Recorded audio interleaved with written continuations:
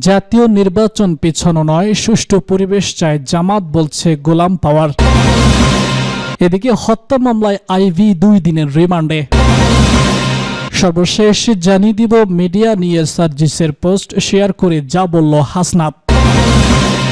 জাতীয় নির্বাচন পেছানো নয়, সুষ্ঠু পরিবেশ চায় জামাত, বলছে গোলাম পারওয়ার। বাংলাদেশের জামাতে ইসলামীর সেক্রেটারি জেনারেল মিয়া গোলাম পারওয়ার বলেছেন, জামাতে ইসলামী জাতীয় নির্বাচন পেছাতে চায় না, নির্বাচনের সুষ্ঠু পরিবেশ চায়। সোমবার বেলা 11টার দিকে আগামী 29শে জুলাই অনুষ্ঠিতব্য জাতীয় সমাবেশের মাঠ সরোয়ার্দী উদ্যান পরিদর্শন শেষে সব কথা বলেন তিনি। এ সময় তিনি আরো বলেছেন, সরকারের ভূমিকায় জনগণ নিরপেক্ষ নির্বাচন নিয়ে আশ্বস্ত নয়। আসন্ন জাতীয় সমাবেশে দেশের সকল শ্রেণী পেশার মানুষের অংশগ্রহণের আহ্বান জানিয়ে গোলাম পরওয়ার বলেছেন, আগামীর জাতীয় নির্বাচনের আগে লেভেল প্লেইং ফিল্ড তৈরি করা, পিআর পদ্ধতিতে নির্বাচন অনুষ্ঠিত করা এবং প্রয়োজনীয় সংস্কার এবং বিচার দৃশ্যমান করার জনদাবিগুলো সরকারের সামনে উপস্থাপন করতেই এই সমাবেশের আয়োজন করা। হত্যা মামলায় আইভি 2 দিনের রিমান্ডে। বৈষম্য বিরোধী ছাত্র আন্দোলনের সময় রিকশা চালক তুহিন হত্যা মামলায় নারায়ণগঞ্জ সিটি কর্পোরেশনের সাবেক মেয়র ডাক্তার সেলিমা হায়াত আইবির 2 দিনের রিমান্ড মঞ্জুর করেছে আদালত। সোমবার দুপুরে নারায়ণগঞ্জের সিনিয়র জুডিশিয়াল ম্যাজিস্ট্রেট নাইমুদ্দিন কাদেরের আদালত এই আদেশ দেন। এই সময় কাশিমপুর কারাগার থেকে নারায়ণগঞ্জের সিনিয়র জুডিশিয়াল আদালতে ভার্চুয়ালি যুক্ত করা হয় আইভিকে। বিষয়টি নিশ্চিত করে কোর্ট পুলিশের পরিদর্শক মোহাম্মদ কাইয়ুম খান কালবেলাকে বলেছেন, সিদ্দিরগঞ্জের তুহিন হত্যা মামলায় আইভির 7 দিনের রিমান্ড আবেদন করলে আদালত 2 দিনের রিমান্ড মঞ্জুর করেছে। এ সময় তিনি ভার্চুয়ালি কোর্টে হাজির হয়েছিলেন। মামলার সূত্রে জানা গেছে, গত বছরের 20শে জুলাই বৈষম্য বিরোধী ছাত্র আন্দোলন চলাকালে ঢাকা চট্টগ্রাম মহাসড়কে নারায়ণগঞ্জ সিদ্দিরগঞ্জের সিমরাইট এলাকায় গুলিবিদ্ধ হয়ে নিহত হন রিকশা চালক তুহিন। এ ঘটনায় নিহতের স্ত্রী আলিয়া আক্তার মিম গত বছর 13 সেপ্টেম্বর 99 জনের নাম উল্লেখ করে একটি আদালতে হত্যা মামলা দায়ের করেন। মামলায় আইবি 11 নম্বর অভিযুক্ত আসামি। মিডিয়া নিয়ে সার্জিসের পোস্ট শেয়ার করে যা বললেন হাসনাত। একটি প্রিন্ট মিডিয়া নিয়ে ফেসবুকে পোস্ট দিয়েছে জাতীয় নাগরিক পার্টি এনসিপি উত্তর অঞ্চলের মুখ্য সংগঠক সার্জিস আলম। সেই পোস্টটি শেয়ার করে হাসনাত আব্দুল্লাহর পোস্টটি হুবহু তুলে ধরা হলো হাসিনার স্বৈরাচারী আমলে হাজারের বেশি বিচার বহির্ভূত হত্যাকাণ্ড। কালবেলা সম্পাদক ভারতীয় খ্যাত সন্তোষ শর্মার সম্পৃক্ততা সম্পর্কে যা জানা গেল। হাসনাত আব্দুল্লাহর পোস্টের কমেন্ট বক্সে মাহমুদ হক জলিল নামে একজন লিখেছেন, হাসনাত আব্দুল্লাহ এমন শক্তিকে চ্যালেঞ্জ করছেন যেগুলোর সাথে আপোষ করেই এই দেশে দীর্ঘদিন রাজনীতি করা হয়েছে। ক্যান্টনমেন্ট, দুদক, বসুন্ধরা সবই তার আলোচনার আওতায় এসেছে, যা ইতিমধ্যে করার কেউ সাহস দেখায়নি। যার কারণেই জনগণ 54 বছর ধরে নিষ্পেষণের শিকার হয়েছে, প্রকৃত স্বাধীনতার স্বাদ পায়নি। যারা ভাবতেন তরুণ প্রজন্মের হাসনাত আব্দুল্লাহর মতো কনভেনশনাল পলিটিক্স করবেন, তাদের ধারণা ভুল প্রমাণিত হচ্ছে।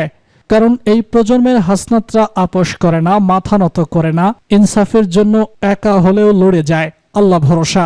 ইসরায়েলের সঙ্গে বড়সড় যুদ্ধের প্রস্তুতি নিচ্ছে ইরান। 12 দিনের সংক্ষিপ্ত যুদ্ধের পর ইসরায়েল এবং ইরানের মধ্যে যুক্তরাষ্ট্রের মধ্যস্থতায় একটি যুদ্ধবিরতি কার্যকর হয়েছে। এদিকে টেকসই হিসেবে নয়, বরং কৌশলগত যুদ্ধবিরতি হিসেবে দেখছে তেহরান। দীর্ঘদিনের স্ট্যাটিক্স প্রেজেকশন বা কৌশলগত ধৈর্যের নীতির অংশ হিসেবে ইরান এই নিজেদের নতুন করে সাজাচ্ছে এবং দীর্ঘমেয়াদী সংঘাতের জন্য প্রস্তুতি নিচ্ছে। এই যুদ্ধে ইসরায়েল জয় দাবি করলেও ইরানও নিজেদের বিজয়ী বলে মনে করছে। ইরান এই সংঘাতকে ইম্প্রোভাইজ ওয়ার বা চাপিয়ে দেওয়া যুদ্ধ হিসেবে দেখছে, যা যুক্তরাষ্ট্রের গ্রিন সিগন্যাল এই সংঘটিত হয়েছে।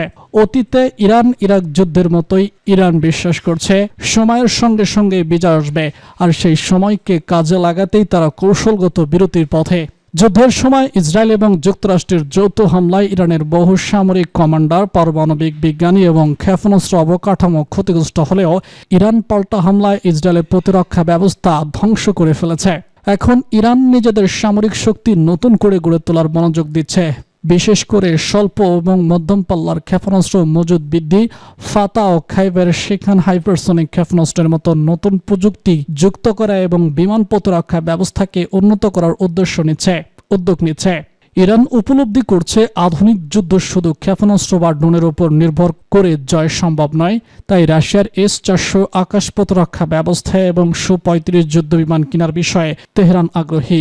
পাশাপাশি নিজেদের 10 ও 5ম প্রজন্মের J-20 যুদ্ধবিমানও বিবেচনায় রয়েছে। এছাড়া আকাশ প্রতিরক্ষা ভিত্তিক নজরদারি ব্যবস্থা না থাকায় ইরানের প্রতিরক্ষা ব্যবস্থা বড় দুর্বলতা স্পষ্ট হয়েছে। তাই চীন বা রাশিয়া থেকে এই ধরনের প্রযুক্তি সংগ্রহ এখন তাদের অগ্রাধিকার। সামরিক প্রস্তুতির পাশাপাশি ইরান এখনও আন্তর্জাতিক পর্যায়ে আইনি এবং কূটনৈতিক লড়াইয়ের প্রস্তুতি নিচ্ছে। তারা ইসরায়েল এবং যুক্তরাষ্ট্রের বিরুদ্ধে আন্তর্জাতিক বিচার আদালতে মামলা করার পরিকল্পনা করছে। তেহরান দাবি জানিয়েছে এই প্রতিক্রিয়া শেষ না হওয়া পর্যন্ত তারা পারমাণবিক আলোচনায় ফিরবে না। এরই মধ্যে ইরান আন্তর্জাতিক পারমাণবিক শক্তি সংস্থার সঙ্গে সহযোগিতা স্থগিত করেছে। যুদ্ধের আগে গোপনে বিপুল পরিমাণ সমৃদ্ধ ইউরেনিয়াম মজুদ স্থানে সরিয়ে রেখেছে বলে জানা গেছে, যা এখনও অক্ষত রয়েছে। এই মজুদ ভবিষ্যতে তাদের কৌশলগত চাপের অস্ত্র হতে পারে। ইরান এখন যুদ্ধের ক্ষত সারানোর পাশাপাশি ধীরে ধীরে সামরিক, কূটনৈতিক এবং মনস্তান্ত্রিক লড়াইয়ের প্রস্তুতি নিচ্ছে। তাদের বিশ্বাস সময়ের সঙ্গে সঙ্গে ইসরায়েলের ভিতর এবং বাইরে চাপ বাড়বে, আর এ সময়কে কাজে লাগাই তারা নিজেদের শক্তি সঞ্চয় করবে। ফলে এই যুদ্ধবিরতি আসলে বড় কোনো শক্তি নয়, এটা কেবলমাত্র আরো বড় সংঘাতের আগাম প্রস্তুতি। তেহরানের কাছে কৌশলগত ধৈর্য মানে শুধু ধৈর্য নয়, বরং একটি দীর্ঘমেয়াদী মনস্তাত্ত্বিক এবং রাজনৈতিক যুদ্ধেরই অংশ। এখন দেখার বিষয় শেষ পর্যন্ত কারা সময় এই খেলায় জয়ী হয়, তেহরান নাকি তেল আবিব। ইয়েমেনে দফায় দফায় ইসরায়েলের হামলা। ইয়েমেনের হুতি নিয়ন্ত্রিত পশ্চিম অঞ্চলে লোহিত সাগরে একাধিক স্থাপনায় সমন্বিত বিমান হামলা চালিয়েছে ইসরায়েল।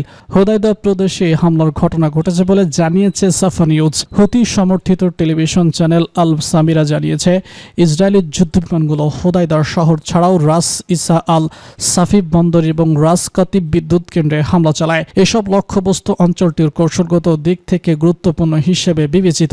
হুতিদের দাবি, হামলার সময় তারা শক্তিশালী বিমান প্রতিরক্ষা ব্যবস্থা সক্রিয় করে এবং দেশীয় প্রযুক্তির তৈরি ক্ষেপণাস্ত্র ব্যবহার করে পাল্টা প্রতিরোধ গড়ে তোলে। হুতিদের সামরিক মুখপাত্র ব্রিগেডিয়ার জেনারেল ইয়াইয়া সারি দাবি করেছেন, তাদের প্রতিরোধের মুখে কয়েকটি ইসরায়েলি বিমান পিছু হটতে বাধ্য হয়। তবে এই দাবিগুলো সত্যি কিনা যাচাই করা এখনো সম্ভব হয়নি। এই ঘটনায় এখনো পর্যন্ত হতাহত বা বড় ধরনের ক্ষয়ক্ষতি কোনো নিশ্চিত পাওয়া যায়নি। ইসরায়েলি সেনাবাহিনীর মুখপাত্র আবাই আনদিব তার সামাজিক যোগাযোগ মাধ্যম এক্সে লিখেছেন, এসব উপস্থাপনা ইরান থেকে সরবরাহ এবং হুতিদের মাধ্যমে লোহিত সাগরের সামুদ্রিক হামলার ঘাঁটি হিসেবে ব্যবহার করা হচ্ছিল। তিনি আরো বলেছেন, ইসরায়েলি বাহিনী এক্সারে লিডার নামে একটি বাণিজ্যিক যুদ্ধজাহাজে হামলা চালিয়েছে। 2023 সালের নভেম্বরে হুতি এটি দখল করে নেয়। জাহাজটি একটি কোম্পানি পরিচালনা করলেও মালিকানা ছিল একটি ইসরায়েলি সম্পৃক্ত প্রতিষ্ঠানের। রোববার আরেকটি ঘটনায় যুক্তরাজ্যের মেরিটাইম ট্রেড অপারেশন জানায়, লোহিত সাগরে একটি বাণিজ্যিক জাহাজ হুতিদের সঙ্গে সংশ্লিষ্ট সশস্ত্র নৌ হামলার শিকার হয়। আরপিজি এবং আগ্নেয়াস্ত্র দিয়ে হামলা চালানো এই হামলা নিরাপত্তা টিমের পাল্টা জবাব ব্যর্থ হয় এবং হামলাকারীরা পিছু হটে যায়। হতাহত বা ক্ষয়ক্ষতির কোনো খবর পাওয়া যায়নি। জাতিসংঘ সহ বিভিন্ন আন্তর্জাতিক সংস্থা ইতিমধ্যে সতর্ক করেছে, আন্তর্জাতিক পথের নিরাপত্তা বিঘ্ন, বন্দর অবকাঠামোতে হামলা এবং যুদ্ধাপরাধের ঝুঁকি গোটা অঞ্চলে সম্পূর্ণ সংকটের দ্বার খুলে দিতে পারে।